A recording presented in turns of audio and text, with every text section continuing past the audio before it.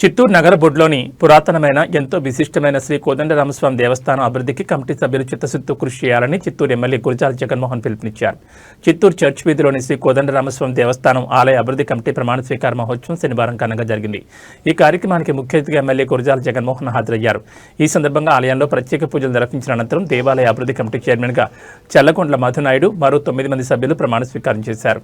ఈ సందర్భంగా ఎమ్మెల్యే మాట్లాడుతూ ముఖ్యమంత్రి చంద్రబాబు నాయుడు నమ్మకంతో ఆలయ పాలక మండలి పదవులు అప్పగించారు. దేవస్థానానికి కూటమి పార్టీలకు మంచి పేరు తీసుకొస్తూ హిందూ ధర్మ పవిత్రతను కాపాడాలన్నారు. కార్యక్రమంలో మేయర్ ఎస్ ఆముద, చూడా chairperson Katari Hemalatha, deputy mayor Rajesh Kumar Reddy, మాజీ ఎమ్మెల్సీ బిఎన్ రాజసింహులు, మాజీ ఎమ్మెల్యే ఏఎస్ మనోహర్, కూటమి పార్టీల నాయకులు వెంకటేష్ యాదవ్, అట్లూరు శ్రీనివాసులు, ఆరణి కవిత, చిత్తూరు నియోజకవర్గ తెలుగు మహిళా ప్రధాన కార్యదర్శి వల్లేరు భవ్య చౌదరి, టీడీపీ నగర మహిళా విభాగం నాయకులు, క్లస్టర్ డివిజన్ ఇన్ఛార్జీలు, కార్పొరేటర్లు, మాజీ కార్పొరేటర్లు, పీహెచ్పీ నాయకులు పాల్గొన్నారు.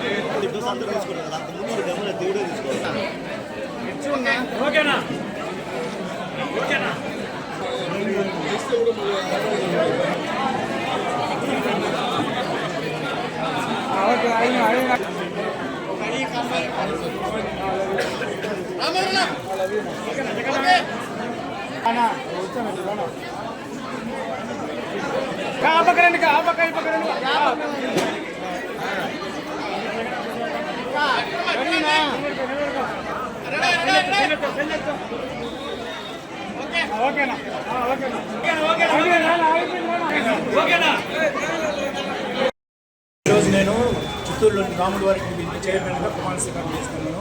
నా పేరు మధు. ఈరోజు నా జీవితంలో చాలా మర్చిపోలేని రోజు. ఎందుకంటే ఇన్ని రోజులుగా నా జీవితం రాజకీయ ప్రయాణంలో సాగింది. ఈ రోజు కొత్తగా దేవుడి సన్నిధిలో సాగుతుంది అనుకుంటున్నాను. నాకు ఈ పదవి వచ్చినందుకు ఎమ్మెల్యే గారికి చాలా కొత్తగా తెలుసుకుంటున్నాను.